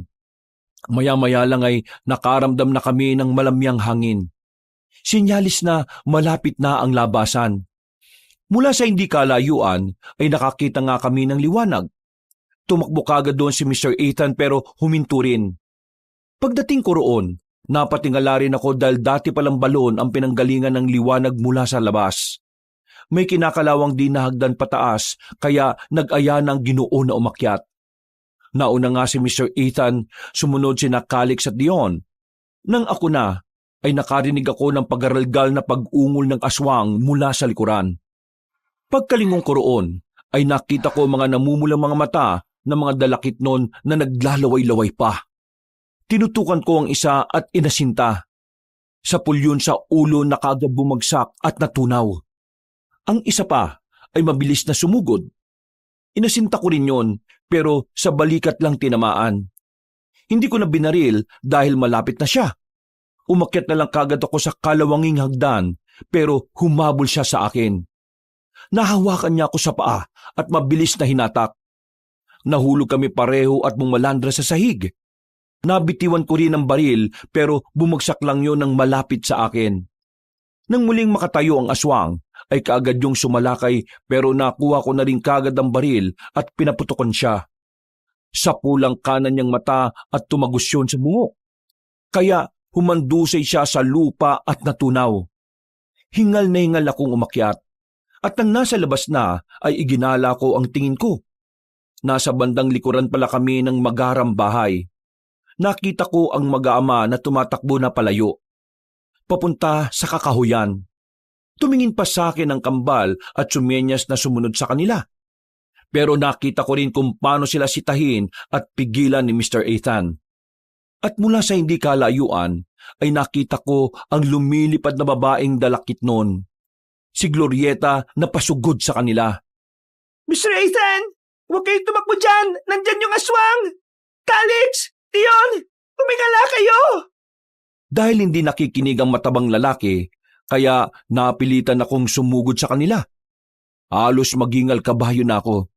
Pero naabutan ko sila. Pinaputukan ko si Glorieta pero sa pakpak lang siya tinamaan. Umiktad siya at bumulusok sa mga puno. Napalingon din sa akin si Mr. Ethan at mukhang galit na naman. Nagpaputok ka na naman ng baril. Maririnig na naman tayo ng mga aswang eh. Tatangot-tanga ka talaga. Hindi mo ba naisip na niligtas ko ang buhay nyo? Niligtas? Ipapahamak mo lang kami lalo eh. Akin na nga yan. Lumapit siya at inagaw sa akin ang baril. Nakipaglaban naman ako sa abot ng aking makakaya. Pero dahil sa malusog siya at mas malakas ay wala akong nagawa. Tumasik ako at napadapa sa lupa. Habang sina Calix at Dion naman ay walang nagawa sa mga nangyayari. Hindi rin nila maawat ang tatay nila at habang nakatitig kaming lahat kay Mr. Ethan ay hindi namin namalayan ang sunod na pangyayari. Nagulat na lang kami nang sumirit ang dugo sa tiyan ng Ginoo. Pagkatapos ay bigla na lang sumulpot si Glorieta sa likuran habang inaangat ang lalaking duguan. Nabitiwan niya ang baril na kaagad kong kinuha. Pagkatapos ay hinata ko sina Calix at Dion na sumisigaw sa takot. Nakipaglaban pa si Mr. Ethan gamit ang butcher's knife. Ginawa niya ang lahat para mapatay din ang aswang. Nataga niya yon sa magkabilang leeg at dibdib pero pinagtututusok naman siya ng matutulis nitong pakpak. Sabay silang humandusay ni Glorieta sa lupa at nawalan ng buhay. Hindi na kami lumapit nang makitang natutunaw na ang aswang. Alam ko na rin naman kasi napatay na ang tatay ng kambal. Pasensya na pero kailangan na nating umalis dito. Sumunod kayo sa akin, madali kayo. Umiba kami ng daan, papunta sa kaliwang banda. Napansin ko kasi na mas malapit ang daang yon papunta sa tulay kung nasaan ang sasakyan ko. Naisip ko rin sa mga nangyari na posibleng wala na talaga si Fons. Kaya tinanggap ko na lang kahit na masakit. Ang mahalaga ay mailigtas ko kahit papaano ang kambal at sama-sama kaming makalayo sa lugar na yon. Pero habang tumatakbo ay napalingon kami sa bandang halamanan. Tumuro si Calix at nakita ko nga si Fons na nakatayo sa isang gilid. Nanginginig sa takot at umiiyak sa harap ng isang babaeng nakangiti. Pinagtago ko muna ang kambal para balikan ang kapatid ko. Nang malapit na ako sa kanya ay biglang nagpalit ng anyo ang babae. Ang mukha niya ay napupunit, bumubuka sa gitna, at sa loob ay mga ngipin na parang sapating. Nagimbal ako dahil kakaibang uri yun sa lahat ng nakita ko. Bigla kong naalala ang nakita kong painting sa loob ng bahay. Siyang-siya nga yun, ang pinakaninuno nila bago ang henerasyon ni Kagoryo. Siya yung magandang babae ron sa painting na kapag pinagmasdan mo ay parang may kakaibang madilim na aurang babalot sa'yo. Fons! Takbo rito, bilis! Ate, tulong! Tumakbo papalapit sa akin si Fons pero sumunod ang nakakatakot na halimaw. Ibinuka niya ang napakalaki niyang mga pakpak at bumulusok sa amin. Mabuti na lang ay nakadapa kami ni Fons. Pero hindi pa siya natapos. Umikot siya at nag-glide pabalik. Muli niya kaming sinalakay, kaya tumakbo kami sa mga puno. Doon ay hindi siya nakaporma. Pero hindi naman nawala ang determinasyon niyang mahuli kami. Kaya sunod-sunod ko siyang pinaputukan. Tumama yun sa pakpak kaya napaangil siya. Pero ang katakataka ay nakarinig pa ako ng mga pag-angil sa iba't ibang panig ng lugar. Para bang katulad ng babaeng dalakit nun na to ay nasaktan din sila. Ate, natatakot ako. Ayoko mamatay dito. Oo, hindi tayo mamamatay dito, Fons. Basta, wag ka na lang lalayo ulit sa akin, ha? Natigil na kami sa pag-uusap ng umungol ang aswang na parang nagtatawag ng mga kasama. Dahil dito ay pinaputukan ko siya ulit ng 2 beses.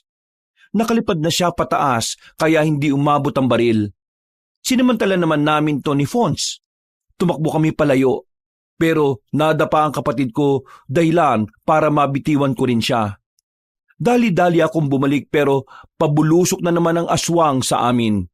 Inakay ko kagad si Fons at nang papaputukan ko na ang halimaw ay hindi na nag-click ang gatilyo. Sinyalis na wala ng bala ang baril. Bakit ngayon pa? Dali-dali kong binunot sa tagliran ko ang extra magazine pero dahil sa taranta ay nahulog naman yon. Nawala na tuloy ako ng oras na maikasapa ang baril. Kaya niyakap ko na lang ang kapatid ko at pumikit. Pero sa isang iglap ay nakarinig kami ng pag-angil. Pagdilat ko ng mga mata ko ay wala nang halimaw. Si Tef na ang nasa harapan ko. Hingal na hingal siya. Hawak-hawak ang kadenang naiwan doon sa sasakyan. Nakarinig kami ng malakas na pag-angil. Hindi lang galing sa babaeng dalakit nun, kundi sa iba't ibang parte na naman ng lugar katulad kanina. Medyo nagtaka na ako pero natauhan lang ako bigla nang sigawan ako ni Tef. Takbo na! Bilis! Saan? Doon sa sasakyan! Nandun lang sa harap ng dan ko iniwan kasama ng susi. Diretsuhin nyo lang yan at makikita nyo kagad. Salamat! Saka ka na magpasalamat, magmadali na kayo. Pero paano ka? Susunod ako. Bilis na! Babalik na yung mga aswang. O sige. Hindi na kami nag-aksaya pa ng oras, Kabanong. Hinata ko kagad si Fons at tumungo sa kinaroroonan ni Calix at Dion. Sabay-sabay kaming tumakbo palayo. Pero natigil din kami na biglang kumulog ng malakas. Sinundan niyo ng pagguhit ng kidlat sa kalangitan. Paglingon ko kay Tef ay tila dinagit na siya ng nakakatakot na dalakit noon papunta sa kung saan. Hindi ko na rin siya nagawang balikan dahil mas priority ko ang mga kasamang bata. Bumuhos na naman ang ulan at mula sa hindi kalayuan ay nakita ko si Kagoryo na tuwang-tuwa. Humahalakak siya na parang demonyo. Dahil dito ay nag-iyakan ng mga batang lalaking kasama ko. Akala niyo'y makakatakas kayo sa lugar na ito. Sa tingin niyo, paalisin ko kayo ng basta-basta. Wala mo na kami, Kagoryo. At kahit ang mga bata na lang, maawa ka sa kanila dahil marami pa silang pangarap sa buhay. Tama ka nga naman sa sinabi mo. Mga bata pa sila at marami pang pangarap sa buhay. Naisip ko rin yung sinabi mo. Ngayon, tatanungin kita, Cecilia. Handa ka ba talagang ibuwis ang buhay mo para sa kanila? Oo, pero kailangan ko makasiguro na makakaligtas sila. Ate, huwag mo akong iiwan, please. Fons, makinig kang mabuti sa akin. Kailangan nyo nang umalis. Dapat mabuhay kayong 3. Ibibigay ko sa inyo itong baril dahil marunong ka namang gumamit. Natatanda mo yung shooting natin sa firing range kasama ni Daddy, di ba? Please, ate. Huwag mong gawin to. Kailangan. Tumakbo na kayo sa sasakyan. Pagkatapos ko siyang makausap. Marunong ka rin naman mag-drive, di ba? Tanda mo yung tinuro ko sa iyo kapag tinatakas natin yung kotse ko dati. Kailangan mo mabuhay. At kapag hinanap ako ni Daddy, sabihin mo na hindi mo alam. Hindi ate, hindi kita kayang iwan. Kayanin mo, Fons. You want to be an independent man someday, di ba? Dito mo sisimulan yon. Kaya makinig ka sa ate mo. Tama na kadramahan yung mag-ate. Magdesisyon ka na habang hindi pa nagbabago ang isip ko. Napalingon kaming lahat kay Kagoryo at sa iba pa niyang kasama na parami na ng parami. Nagpatuloy naman ang pagbuhos ng ulan habang patuloy pa rin siya sa pagtawa.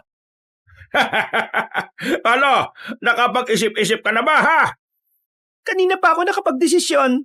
Ngayon, gusto kong makasiguro na makakaalis sa mga batang ito. Tapos na ang oras ng pagpapasya. Anong ibig mong sabihin? Natapos na ang kasunduan. Dahil sa narinig kong mga makabagbag damdaming pagdadrama mo, natig ang puso ko. Ang desisyon ko para sa mga batang yan ay maganda. Anong maganda? Maganda kung sila ang uunahin kong ipakain sa mga kapwa ko dalakit nun. Nangiya ka! Wala kang awa! Bata lang sila! Huwag kang tanga. Yun na nga mga bata sila, kaya siguradong mas sariwa, mas malambot, at mas malinamnam at masarap ang mga karne nila. Lalo na ang sariwang dugo. Hunghang ka kung iniisip mong palalampasin namin ng mga kagaya nila. Minsan lang mangyari ang ganito sa amin, dito sa baryo namin, na makatikim kami ng maraming putahe sa isang gabi. Parang napakahaba ng oras na ito. Kaya bakit namin palalampasin ang pagkakataong biniyayaan kami ng mga diwata ng hangin at dilim? Napakagat ako ng labi habang kinakasa ang baril. Sina Fons, Calix at Dion ay iyak ng iyak matapos marinig ang mga sinabi ng matandang lalaking dalakit noon. Huwag kayong umiyak ng umiyak, mga bata. Sinisiguro naman namin sa inyo na mararamdaman nyo ang matinding sakit habang binibiyak namin ang tiyan nyo at pinagpaparte-parte ang mga laman loob nyo. Doon nyo na ireserba ang pagpalaho nyo para mas maging masarap ang pagkain namin. Nangiya ka! Mamamatay din kayo! Ayo naman, pero matagal pa yon dahil mauna muna ang mga batang kasama mo. At ikaw, ihuhuli ka namin. Gusto naming makita mo kung paano sila magmakaawa. Gusto ko babaliw ka habang pinagmamasdan sila na pinagpipira-piraso ng mga dalakit nun. At kapag patay na sila, papipiliin kita kung anong gusto mo. Kung pipiliin mo maging katulad namin, bubuhayin kita na matagal. Pero kung hindi naman, hindi pa rin kita papatayin ng basta-basta. Dahil sa tuwing may bibiktimahin kami, ipapakita ko muna sa iyo kung paano sila mahirapan ng gusto. Napatras si Kagoryo matapos ko siyang pagbabarili ng sunod-sunod. Inubos ko sa kanya ang bala pero dahil sa panginginig ng kamay ko dahil sa galit ay hindi ko napunterya ang ulo niya. Sa dibdib lahat tumama ang bala ng baril hanggang sa wala na akong maiputok. Dahan-dahan siyang bumangon habang tumatagas ang itim na dugo sa katawan. Pagkalaon ay humalakak na naman siya na parang demonyo. Sinayang mo lang ang bala ng baril mo! Dito mo dapat ako pinunterya sa ulo! Dahil wala na akong magawa, kaya binato ko na lang sa kanila ang baril. Pagkatapos ay hinata ko na ang mga batang lalaking kasama ko. Tumakbo na kami palayo na mas lalo lang tila ikinatuwa ni Kagoryo. Ilang saglit pa ay narinig ko na ang pag-ungol at alulong ng mga aswang. Paglingon namin ay humagulgol na sila lahat. Hindi ko na rin talaga alam kung saan kami dadalhin ng mga paa namin, Kabanong. Maigpit ko na lang hinawakan ng kapatid ko habang nagpapatuloy. Nang makita ko silang nagiiyakan sa takot ay unti-unti na rin pumatak ang mga luha ko. Hindi ko na yun napigil pa. Ang daming alaala na nanumbalik sa akin.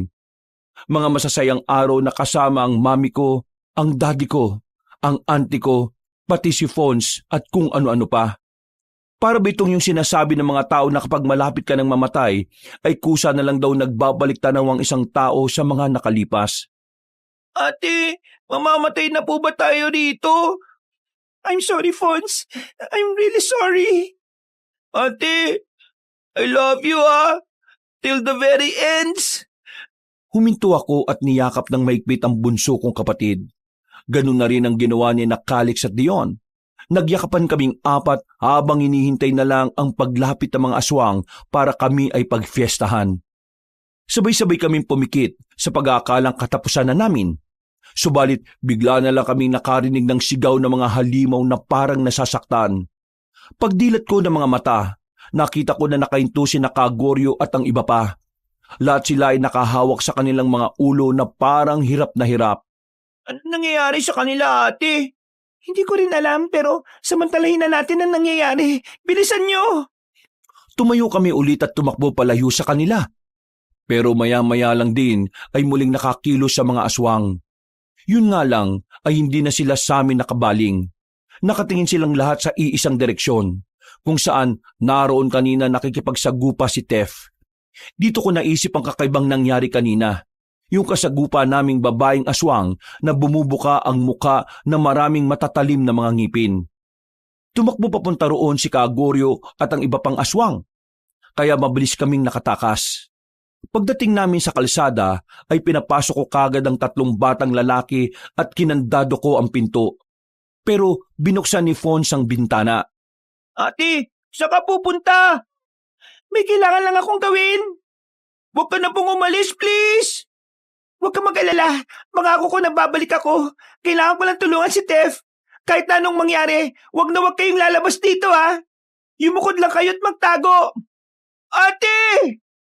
Hindi ko na pinansin si Fons. Tumakbo na ako pabalik dahil narinig ko na naman ang sigaw ng mga aswang na parang nahihirapan. Sinundan ko ang ingay hanggang sa marating ko ang malapit sa ilog. Dito ko nakita si Tef. Duguan siya at hingal na hingal habang kaharap niya ang babaeng aswang na siyang tila pinakapinuno ng lahat ng dalakit nun. Nakatusok sa isa niyang mata ang padlock mula sa kadenang hawak ni Tef. Umaangil siya. Galit na nagsusumigaw.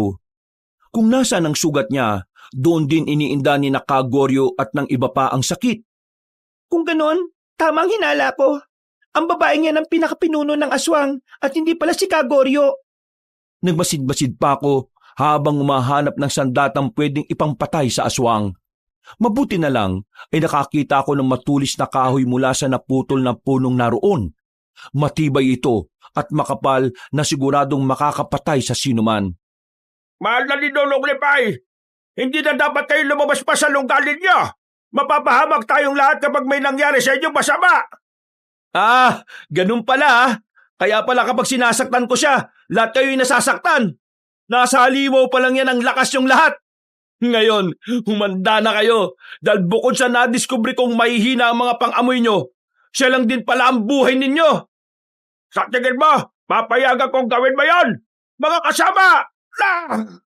Pinaghahampas na naman ni Tef ng makapal na kadena si Ninunong Aswang na tinatawag nilang Lipay. Sa pulyo ng ilang beses sa mukha niya. Kaya ang mga aswang na nasa paligid ay nasaktan din ng husto. Galit na bumangon si Kagoryo at akmang susugurin pa ulit si Tef. Kasunod ng iba pang dalakit noon. Dito na ako pumasok mula sa likuran ng nasabing aswang. Gamit ang matulis na kahoy, tinaksak ko yon sa likuran ni Ninunong Lipay. Napaiktad siya at napasigaw ng ubod lakas. Dahil dito ay napaiktad din si Kagoryo at iba pang mga aswang na nakapalibot sa amin. Mga walang hiya kayo! Huwag niyong saktan si Ninunong Lipay! Bumaliktad na yata ang sitwasyon. Kanina lang ako nagmamakaawa sa'yo. Pero ngayon, ikaw na, Kagoryo! Magbabayad kayo! Ganon, ito na ang bayad ko! Tumigil ka! Mas ibinaon ko pa sa likod ni Pinunong Lipay ang matulis na kahoy. Narinig kong lumagittik ito na tila tumama sa buto. Pero hindi ako tumigil dahil mas sinagad ko pa talaga hanggang sa maghiyawa na ang mga aswang at sabay-sabay na mapahandusay sa lupa. Lumapit si Tef nang mapaluhod na ang halimaw sa harap niya. Gamit ang kadena ay pinalupot niya yon sa lieg ng aswang. Nagkukumahog naman si Kagoryo na lumapit sa amin para pigilan kami. Pero nang nasa tapat na siya, ay sabay namin siyang sinipa. Nangihina siyang bumangon habang tinatagasan na ng dugo sa bibig. Tigilan niyo yan! Makiusap! Ako na lang ang tapusin niya! Huwag na siya! Mapuputo lang lahi ng dalakit noon kapag... Wala si Pinunong Lipay! Natatanda mo kanina na nakiusap din ako sa'yo, di ba? Ngayon alam mo na ang pakiramdam ng hindi na pagbibigyan? Walang iya kang babae ka! Makakapwa ko dalakit nun! Patayin niyo sila! Bago pa makalapit sa amin ang mga nanghihinang dalakit noon, ay hinigpitan na ni Tef ang pagkakasakal sa liig ni Ninunong Lipay.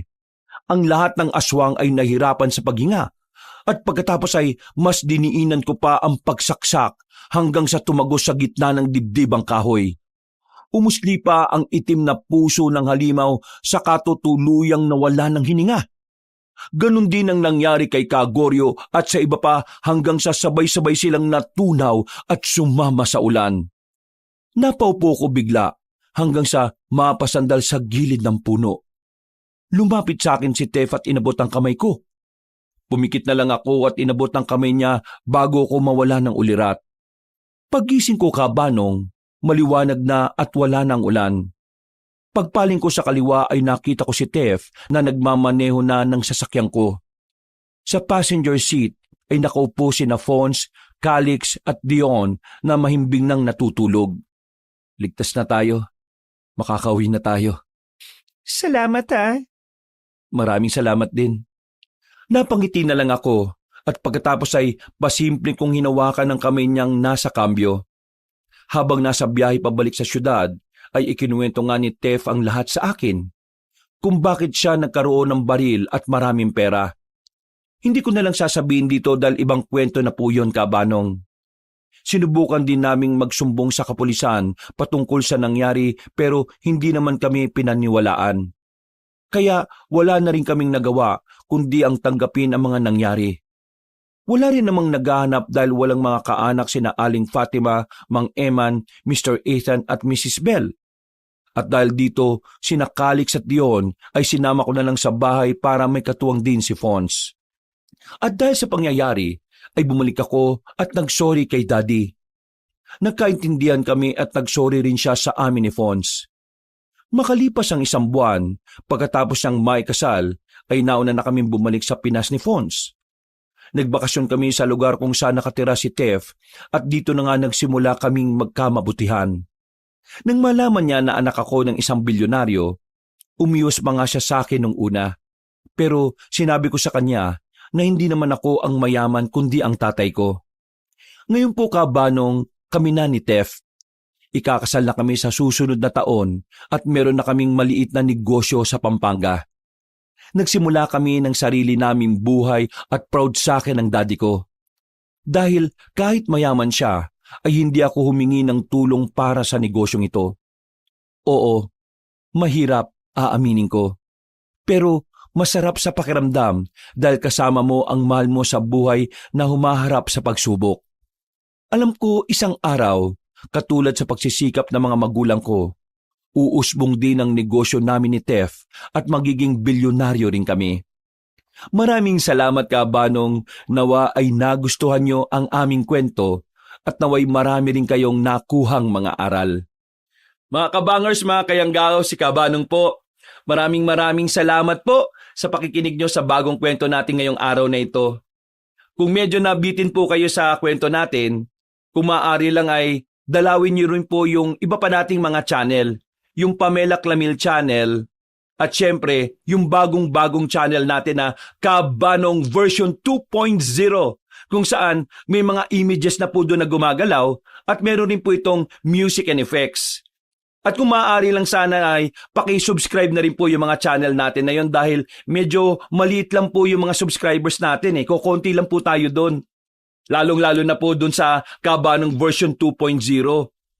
Sana po ay makasama ka namin bilang isa sa mga first 100,000 subscriber. Huwag nyo rin pong kalimutang mag-iwan ng comment at pindutin yung like button. Maraming salamat. Hanggang sa muli nating kwento. Wakas!